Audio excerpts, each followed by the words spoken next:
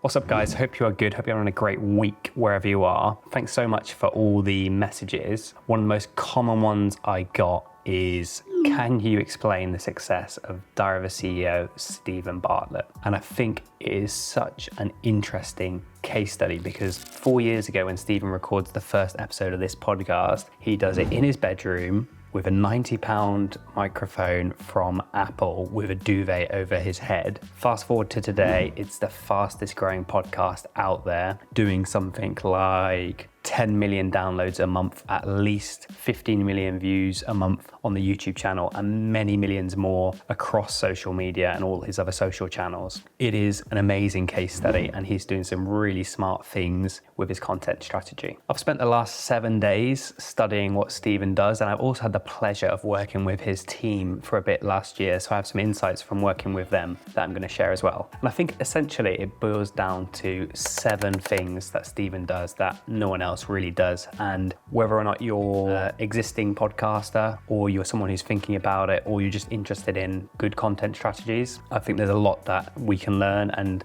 try and replicate in our own work. So let's dive in. The first thing that Stephen does really well is fixed distribution for his podcast. If you're a podcast, the chances of you getting discovered on Apple or Spotify is extremely slim unless you know someone there who's going to put you on a promoted banner at the side of iTunes. It's so hard to get discovered if you're a podcast. And Stephen realizes this and comes up with a pretty genius way of getting around it. And that is social media and video. So Stephen realizes that social media platforms are the complete opposite. They're really good at taking your content, particularly good content, and pushing it out to as many people as they can get it in front of. Stephen pairs this understanding with another understanding, which is that video is social media now. Reels, TikTok, YouTube are the dominant platforms, and the dominant content is video content. So Stephen realizes that if he can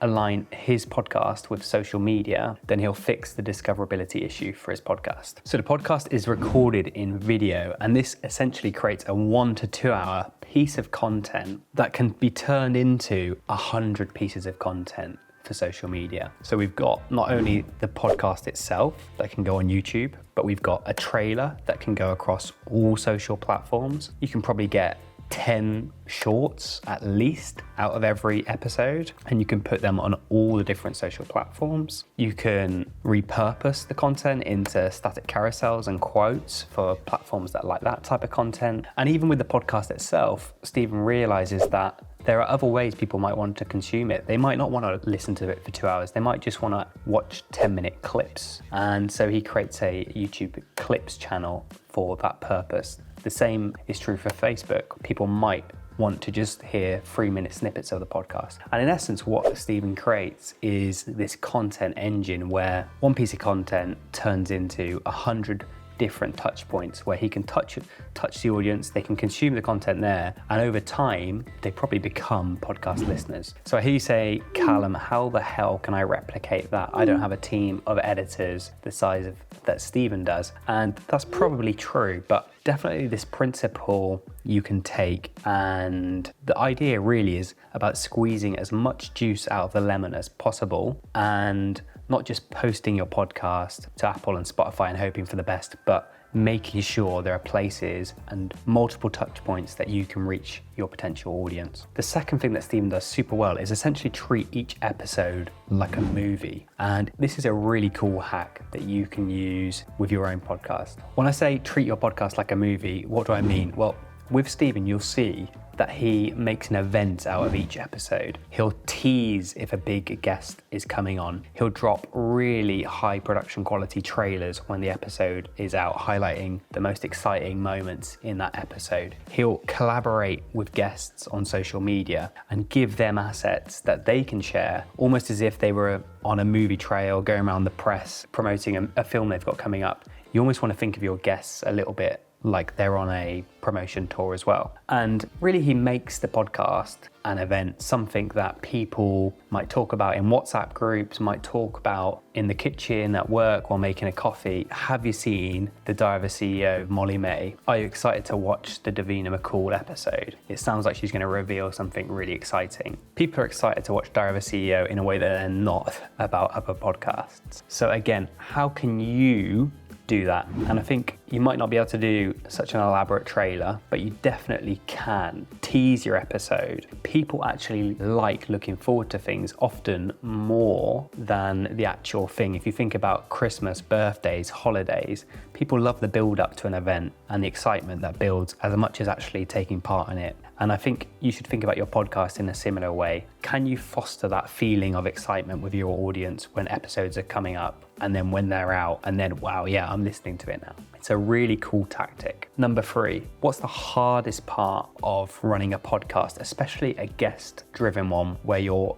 totally reliant on interviews? It's actually booking them and making them happen. And so this is where Stephen deploys probably one of the most simple hacks, but one of his most effective, which is that he records at home. And this gives him 2 core advantages. One is he doesn't have to book places or be reliant on recording at certain times of day. Any moment of the day, he can have people come around to his house and record a podcast episode. And if you're trying to get the time of really exclusive people and famous people, then probably they're not going to have a lot of time in their schedules. And so if you can engineer a place that makes it really easy to record episodes, like your home, that's always available, and you're always there, then this is a massive hack. The second really cool thing about recording at home is that it creates this really intimate space. You've been invited into Stephen's home for an interview, and the studio itself is designed in a way that it's only Stephen and the producer,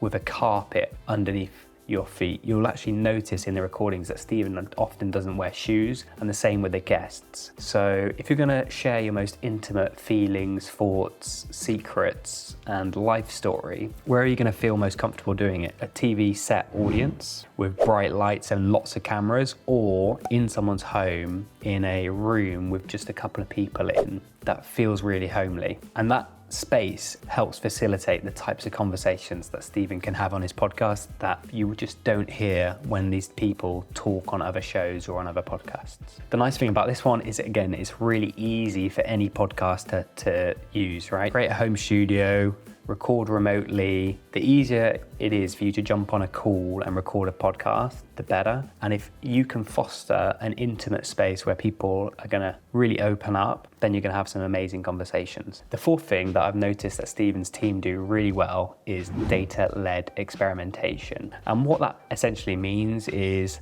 at any time, they'll be running one focused experiment in some area of the content. What does that mean? Well, let me give you a few examples of things that I've noticed that they've done. The first one is their YouTube channel. About 6 months ago, the YouTube thumbnails on that channel looked very different, and the channel had 600,000 subscribers. They then started to change the style of the thumbnails, and it was so effective in driving growth for the YouTube channel that they actually updated the whole back catalogue of the channel. And within 6 months, the YouTube channel went from 600,000 subscribers to over 2 million subscribers. And the Diary of a CEO team seem to always be running an experiment like this. And as soon as they see a result, they double down on it and go hard on that area. And as soon as they see something not working, they cut it and don't repeat it again. A second recent experiment that I think you'll see more of is them being data-led with what the episodes are about. They recently did this emergency episode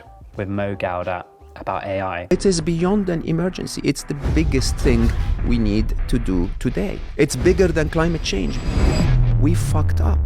Why did they do that? Well, it's because AI is the #1 trending topic in the world right now. It's the most talked about thing. So can you get an expert and record a timely episode deep diving on that topic and release it quickly so that you basically trend jack and get onto the news agenda? That's what they did. And if you look at the results, that episode has done at least 5 million views on YouTube and many millions of downloads as a podcast. I think this is another experiment that done really well and that we'll see more of in the coming months. Again, this is something that anyone can repeat. Do one experiment at a time. If it works, do more of it. If it doesn't, bin it. And 2, be data-led in what your episodes are about. See what types of episodes do well, identify the topics and the reasons behind that, and then do more of them. Number 5, hard work beats talent. And together, it's an absolutely deadly combo. So Stephen recognizes that being smart and best in class only gets you so far. And